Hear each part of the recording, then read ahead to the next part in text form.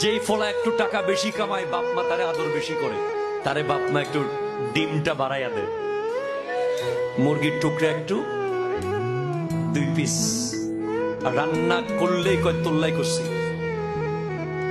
কথা বলা ঠিক কিনা জোরে বলেন না?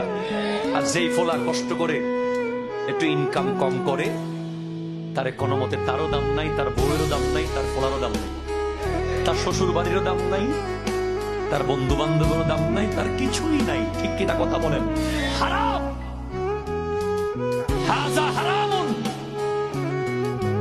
বাবা মায়ের জন্য প্রত্যেক সন্তান সমান। ঠিক কিনা কথা জোরে বলেন? এটা যদি কেউ করে থাকে, উনি জুলুম করেছে। রিজিকের মালিক আল্লাহ। একজন 1 লাখ টাকা কামাবে, আর একজন 5 লাখ টাকা কামাবে। যার নসিবে যা সে টাকা কামাবে। কিন্তু বাপ মা যদি 1 লাখ টাকা যে কামাচ্ছে তারে স্পেশাল আয়োজন করে, আর 5,000 যে কামায় তারে পাত্তা না দেয়, ওই বাবা মা সন্তানের উপর জুলুম করেছে। ঠিক কিনা কথা বলে বলেন?